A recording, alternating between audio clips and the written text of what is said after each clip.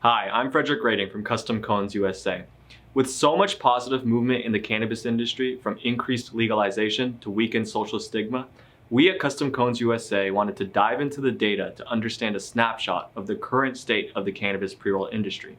So we surveyed more than 130 cannabis pre-roll businesses and partnered with Cooper and Jocelyn Sheltraw from Seattle-based cannabis data company Headset to go beyond the numbers to understand who these businesses are and what challenges they face.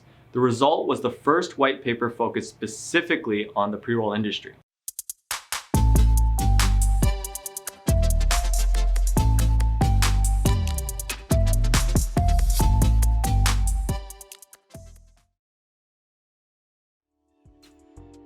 I think that one of the assumptions I had was that pre-rolls have just always kind of been fairly stagnant. They've been about 8 to 10% of the market and just hang out there. And so when I looked into the data, I was definitely surprised to see how fast they've been growing over recent years. Going into this report, and one of the reasons I was really excited to partner with you guys is because at the start of the pandemic, mid-March, we started to see pre-roll sales decline. And originally that was because I think, consumers were being a little bit more conscious around respiratory issues. They weren't sharing joints as much. And so the category as a whole started to take a little bit of a hit, but that rebounded pretty quickly. And then we started to see some producers shift into creating multi-packs as opposed to the 1 gram sizes, just because they recognized people weren't sharing as much. That's obviously a way that a lot of people reason that they're consuming pre-rolls. So that was sort of my hypothesis going into doing this report. And that's why I was really curious to see what you guys were learning or to read what you guys were learning, because I just suspected that a lot of manufacturers, to make sure that they're continuing to drive revenue within their business, they were going to have to maybe pivot or just take note of these changes that were happening.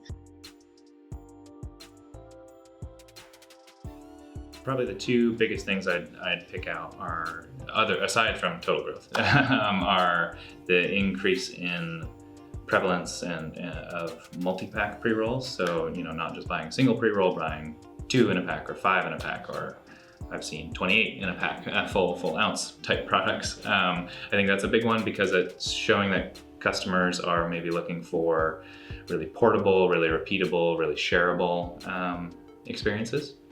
And then the other big trend is, of course, infused pre-rolls.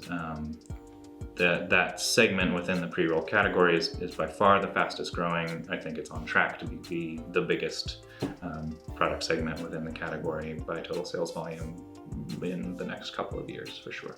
So some of the predictions as it pertains specifically to pre-roll and what we're anticipating for the rest of the year, the two things that come to my mind are infused pre-rolls. This is where we're seeing the most growth in the pre-roll segment or pre-roll category right now. So infused means you're adding in a concentrate to that. And again, I'm assuming that this is because people are really looking for that high THC level. And so you're adding in an extra punch, I guess you could say. So that category or segment within pre-rolls, we've seen a lot of growth there. That's going to continue. And then multi-packs, again, we're coming out of the pandemic. People are still concerned about respiratory diseases. People aren't sharing, pre-rolls as much. So even though the 1 gram sizes, 1 gram pre-rolls make up the majority of the market, we're seeing, the multi-packs, the 5 pre-rolls, the little dog walkers, those are experiencing a lot of growth. And it's just giving consumers more options and not having to waste as much per se. So those things will absolutely continue, I think, throughout the remainder of this year.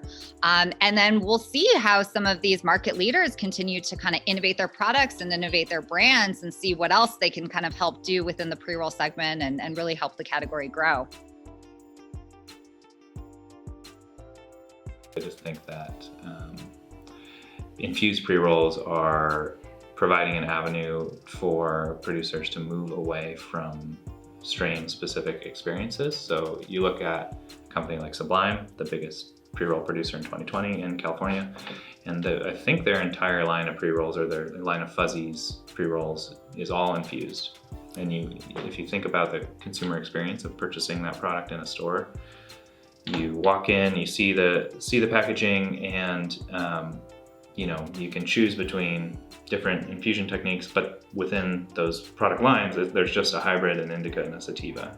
So it really simplifies the customer's choice, and it makes that experience, more repeatable, more easy to replicate in the future. And then for the producer, of course, that totally simplifies their business model by, if you have a catalog of 3 products rather than 20 or 30, your production, your sales, your marketing, distribution, all of those aspects of your business are going to be much simpler, and you're going to be able to make them much more efficient.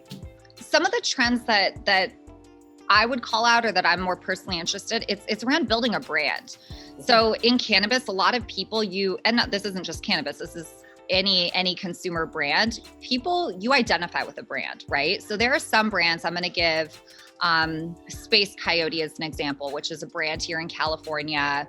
The founders of this company are very in the public eye in terms of building their brand and kind of showcasing the community around the company.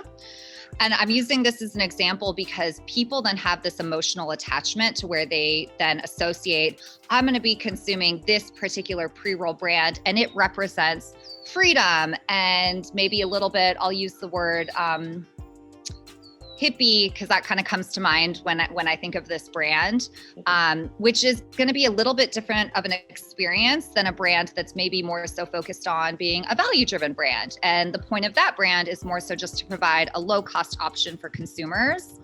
So I think there's a lot of opportunity to really think about who you are as a company and who your customer is and what that represents to both, and really kind of lean into that so that the person has the experience of not just the product that they're consuming, but they're feeling part of a bigger picture. I have a lot of friends that are building pre-roll companies or building smaller brands, craft artisan brands, where it's a different mindset or appreciation for what they're building than a large scale company that has different metrics that they need to report onto their shareholders. And so for a lot of these brands to be able to compete in this changing market, when in general we're seeing the top 10 brands in any state or province making up in the mid 20% of overall sales of that market, it's a much different conversation for the smaller to mid-sized brands. So for them to be able to compete, it doesn't matter actually if you're a small or large brand. The things that consumers care about at this point, it's price point, and it really is still THC levels. So that's the best advice that I could give here.